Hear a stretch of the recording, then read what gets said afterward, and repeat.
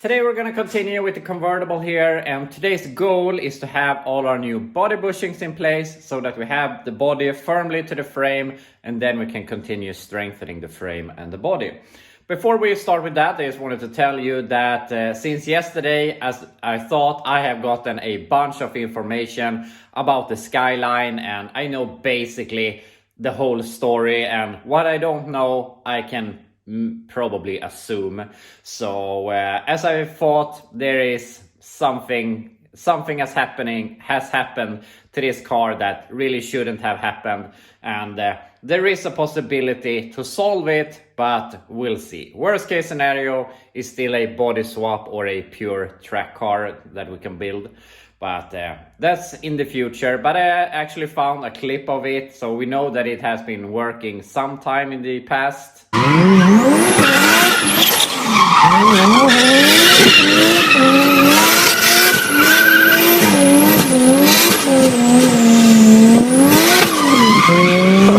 So I thought that was a bit fun, but anyway, we'll see when we can get back to the Skyline, if we get some paperwork for it or if we have to go another route. But anyway, on to the Chevelle here. We're not going to talk too much. Today we're going to get all of the old bolts out, start fixing the frame so that we eventually can bolt them together firmly, and that would be a big step in the right direction for this car. I have removed all of the body bushings here, at least the ones from here to the firewall, and these are the worst ones because I needed to remove the package tray. I didn't need to, but it was a lot easier. We can just weld it back. So obviously here we have to repair the support and also the frame, and over there it's even worse. Here I haven't removed this bolt yet, but it isn't even connected to the frame. The frame here is really soft, so I feel I want to focus on the middle, then we can move our way backwards. And here we can see that the support is really bad. So yeah, we'll have to figure something out how we're gonna solve that. But that's basically the hardest thing to fix in my opinion. So that's that. These bolts were never in place and they seem to be fairly good, so that's not a big issue. I had to cut up a hole in the floor over there. This one came out, but the frame is really bad here, so we have to repair that. And obviously here in the front, we have to fix this area. And also I bought two, since I didn't think we were gonna have two sets of hockey pucks here in the front, I bought too few, so I had to buy an extra pair or more. Also, these ones in the front, from my research, they are not supposed to have the same height, so we can shim those in later when we get to the front end. As I said, focus on the middle, then we can take the front end as one part and also the front end as another part. So yeah, let's just start fixing all of this. First hole is fixed, and obviously it's not the prettiest in the world, but who cares, it's gonna hold up the body. So now we only have to do this several more times, but eventually we're gonna have it done and have the body firmly bolted to the frame. So yeah, let's continue. We'll come a bit further here. We repaired this mount, we have repaired both the body and the frame, and I gotta say, it doesn't look pretty, but that's not the focus right here. Maybe somewhere down the line we will remove the body from the frame and then we can do it more pretty. But we're doing it functional. These two we have determined to be functional. We just have to take a tap through the threads to clean them and find some imperial bolts for that. And these two are also fixed both in the frame and in the body. Not pretty, but it's gonna work. So the only thing we have left right now is that one that we have to fix the frame for, and that one that we also have to fix the frame for. And then we can bolt the body on. So we're really close. After some more work, we have this done, and we also have that done. You can see I cut out the rocker to be able to work a little easier. Obviously, we're gonna redo all of that later.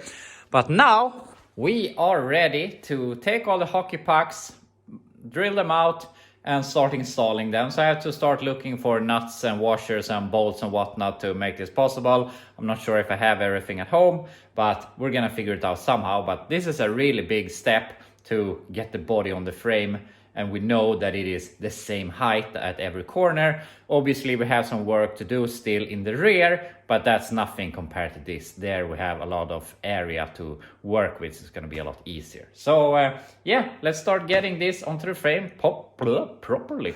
I started here and I got 2 bushings hockey pucks in there, which I have drilled, but the thing is, unfortunately I don't have any bolts that fit the way I want them to.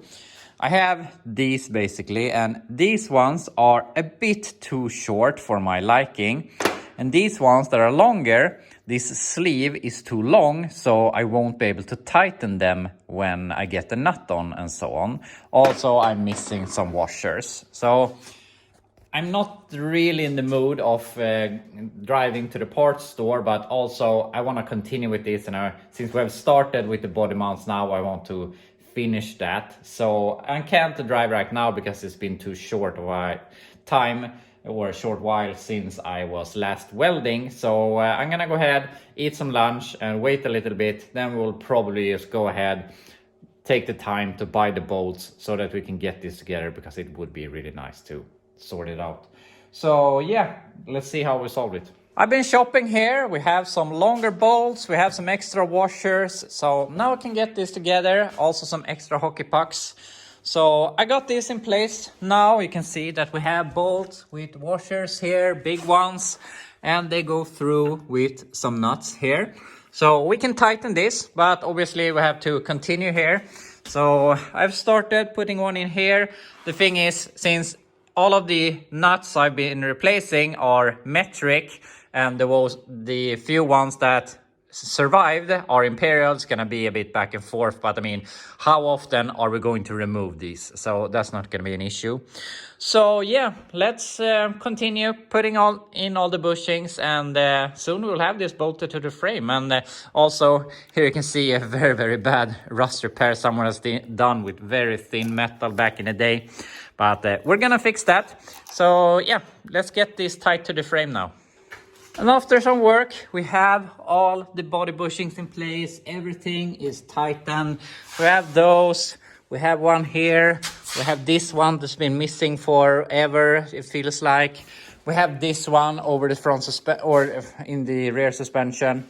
So the middle half of the car is now secure, and we know that it is firmly tight to the frame and nothing is deviating from each other. So now we can look at the rest of the car as the front section, lining that up, and the rear section, lining that up. And I put in the package tray here again. We will probably remove it a few more times when we're gonna fix the trunk floor and so on, but I wanted to have it in to see the lines. And speaking of the lines, something that bugs me is this thing. It looks like the rear half is falling off, which is basically is doing. But the thing is, I'm not sure that this is the case right now, but I have been measuring here before, and I had the same measurements from the floor on both sides of the frame. So frame-wise, it isn't hanging on this side more than on that side. But I mean, it's obvious that we have an issue. So I want to try and jack this up and weld it. And obviously, if I just lift it, it moves away from the frame. But maybe if we weld it there, then the rest back here can sag into place. Or maybe we have to jack up the whole rear of the frame. I don't know. We'll figure that out. But I got to do something about this. And we're not going to do anything permanent. I'm just going to lift it up, put a piece of metal over here and weld it so that the lines match up, because that's also going to help us later on when we redo this if the lines are already correct. So we're going to try and improve that somehow.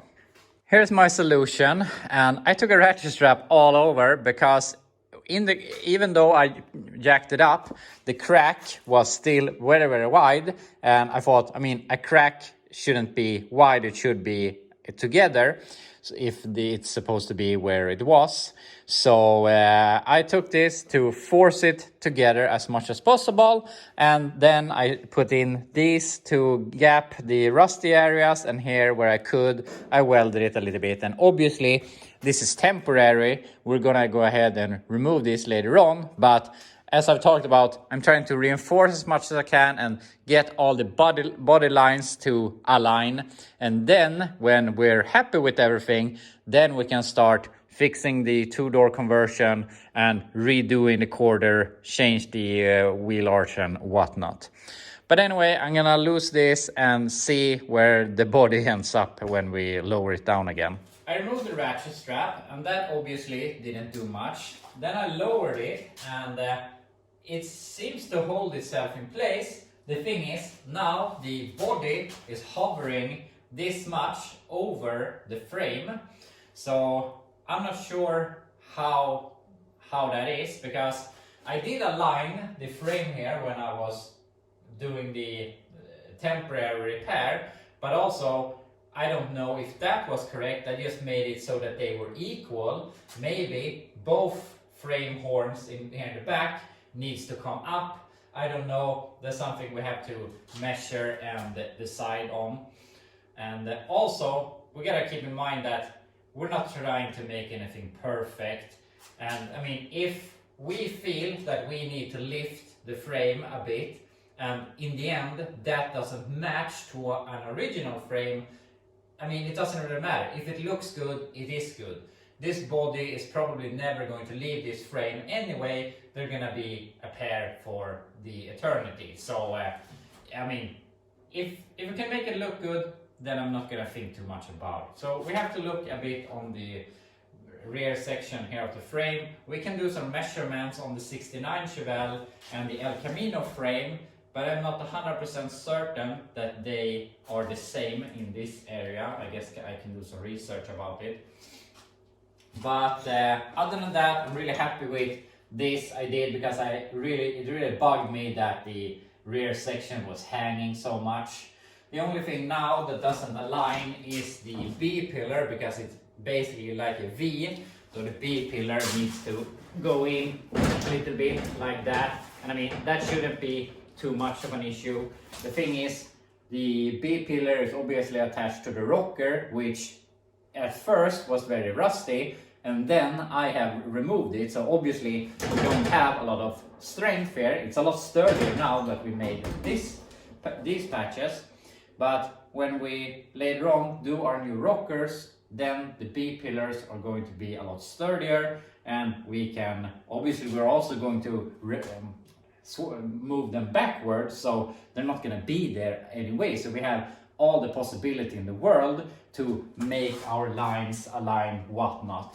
So as I'm coming back to all the time, if we can make it look good, then it's good enough. Then if you compare this to a convertible frame and a true convertible, and there is some differences here and there, who cares? So yeah, we're on a good path of getting this to align, and getting all of the body bushings here in place is actually a really big step, because now we know that this area is sitting firmly to the frame. There's nothing deviating, so we have a really good base here that we now can build from. So tomorrow I think we're going to finish the frame reinforcement on this side, do the same thing on that side. Then I have to decide if we're going to do the rockers or if we're going to look at the rear frame section. I haven't really decided there yet, but I guess we'll find that out tomorrow. But anyway, as said, that's tomorrow's problem. So I hope you enjoyed watching, and I'll be back to you tomorrow.